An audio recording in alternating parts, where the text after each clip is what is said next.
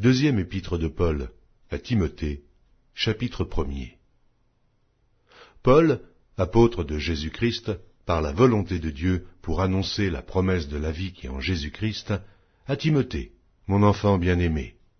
Que la grâce, la miséricorde et la paix te soient données de la part de Dieu le Père et de Jésus-Christ, notre Seigneur. Je rends grâce à Dieu que mes ancêtres ont servi et que je sers avec une conscience pure, de ceux que nuit et jour je me souviens continuellement de toi dans mes prières, me rappelant tes larmes et désirant te voir afin d'être rempli de joie.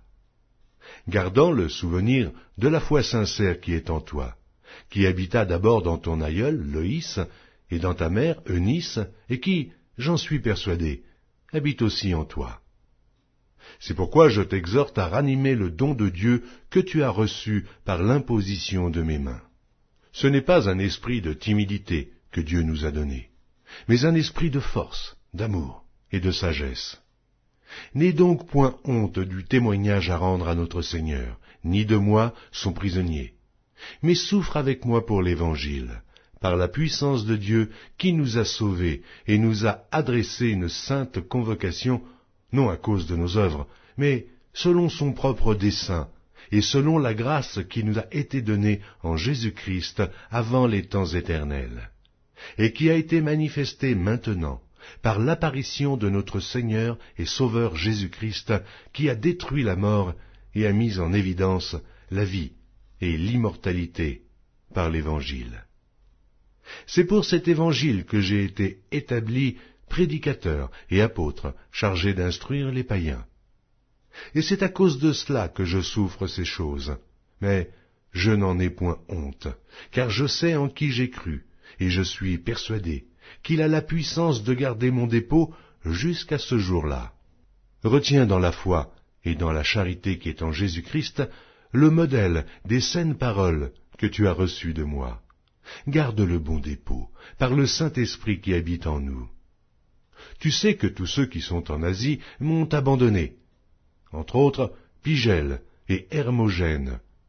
Que le Seigneur répande sa miséricorde sur la maison d'Onésiphore, car il m'a souvent consolé, et il n'a pas eu honte de mes chaînes. Au contraire, lorsqu'il est venu à Rome, il m'a cherché avec beaucoup d'empressement, et il m'a trouvé. Que le Seigneur lui donne d'obtenir miséricorde auprès du Seigneur en ce jour-là. Tu sais mieux que personne combien de services il m'a rendu à Éphèse.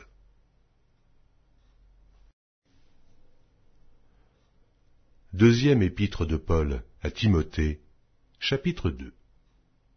Toi donc, mon enfant, fortifie-toi dans la grâce qui est en Jésus-Christ.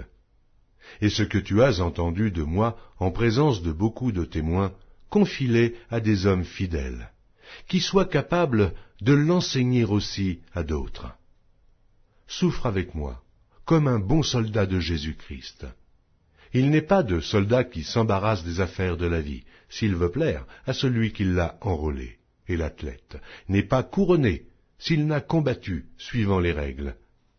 Il faut que le laboureur travaille avant de recueillir les fruits. Comprends ce que je dis, car le Seigneur te donnera de l'intelligence en toutes choses. Souviens-toi de Jésus-Christ, issu de la postérité de David, ressuscité des morts selon mon évangile, pour lequel je souffre jusqu'à être lié comme un malfaiteur. Mais la parole de Dieu n'est pas liée. C'est pourquoi je supporte tout à cause des élus, afin qu'eux aussi obtiennent le salut qui est en Jésus-Christ avec la gloire éternelle.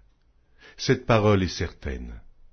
Si nous sommes morts avec lui, nous vivrons aussi avec lui. Si nous persévérons, nous régnerons aussi avec lui. Si nous le renions, lui aussi nous reniera.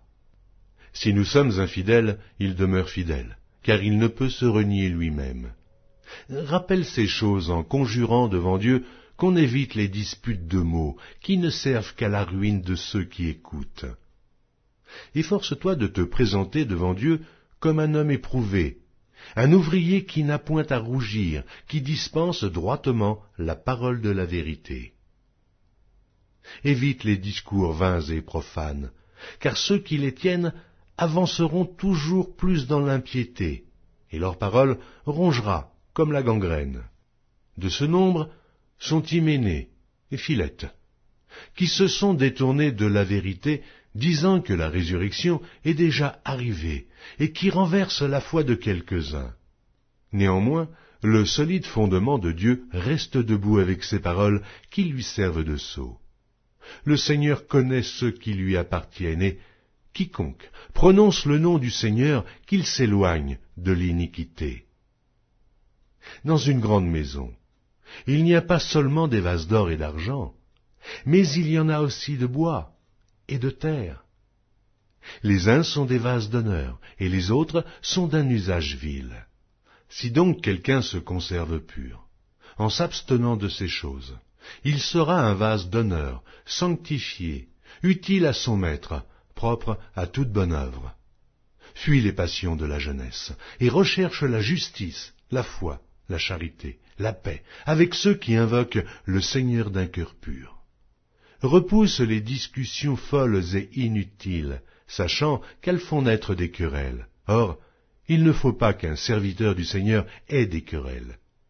Il doit au contraire avoir de la condescendance pour tous, être propre à enseigner, doué de patience. Il doit redresser avec douceur les adversaires, dans l'espérance que Dieu leur donnera la repentance pour arriver à la connaissance de la vérité, et que, revenus à leur bon sens, ils se dégageront des pièges du diable qui s'est emparé d'eux pour les soumettre à sa volonté.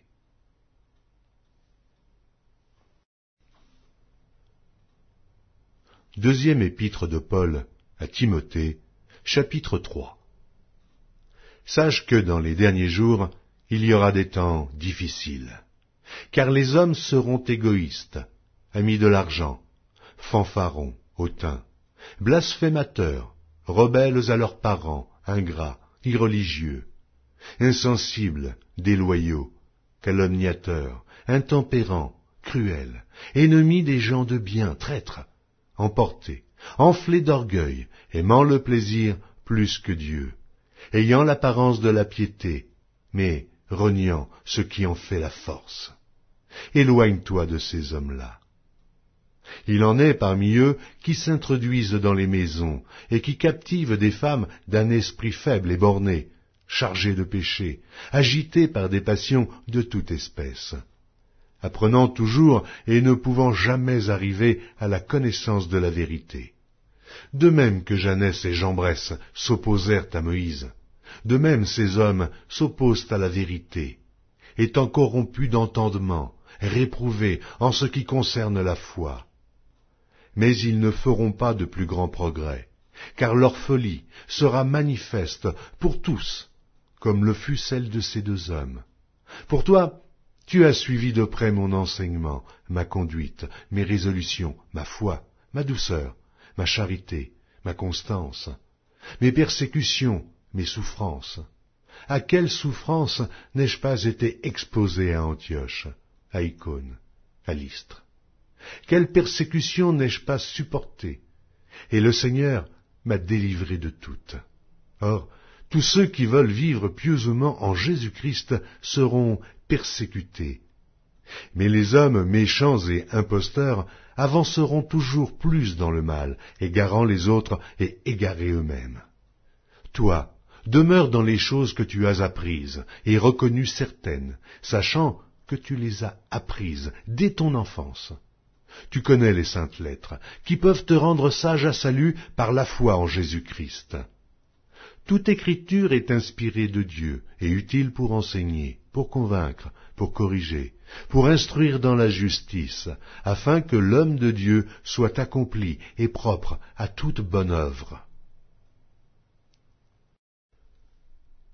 Deuxième épître de Paul à Timothée, chapitre 4.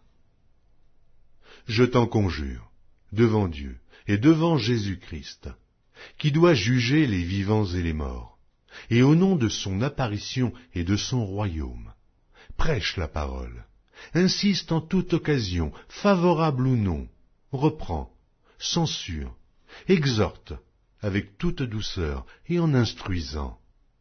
Car il viendra un temps où les hommes ne supporteront pas la saine doctrine, mais ayant la démangeaison d'entendre des choses agréables, ils se donneront une foule de docteurs, selon leurs propres désirs, détourneront l'oreille de la vérité et se tourneront vers les fables. Mais toi, sois sobre en toutes choses, supporte les souffrances, fais l'œuvre d'un évangéliste, remplis bien ton ministère. Car pour moi je sers déjà de libation, et le moment de mon départ approche. J'ai combattu le bon combat, j'ai achevé la course, j'ai gardé la foi. Désormais la couronne de justice m'est réservée. Le Seigneur, le juste juge, me le donnera dans ce jour-là, et non seulement à moi, mais encore à tous ceux qui auront aimé son avènement. Viens au plus tôt vers moi, car Démas m'a abandonné, par amour pour le siècle présent, et il est parti pour Thessalonique. Crescens est allé en Galatie, Tite en Dalmatie. Luc seul est avec moi. Prends Marc, et amène-le avec toi, car il m'est utile pour le ministère. J'ai envoyé Tychique à Éphèse. Quand tu viendras, apporte le manteau que j'ai laissé à Troas, chez Carpus, et les livres, surtout les parchemins. Alexandre, le forgeron, m'a fait beaucoup de mal. Le Seigneur lui rendra selon ses œuvres. Garde-toi aussi de lui, car il s'est fortement opposé à nos paroles. Dans ma première défense, personne ne m'a assisté, mais tous m'ont abandonné, que cela ne leur soit point imputé. C'est le Seigneur qui m'a assisté et qui m'a fortifié, afin que la prédication fût accomplie par moi, et que tous les païens l'entendissent. Et j'ai été délivré de la gueule du lion.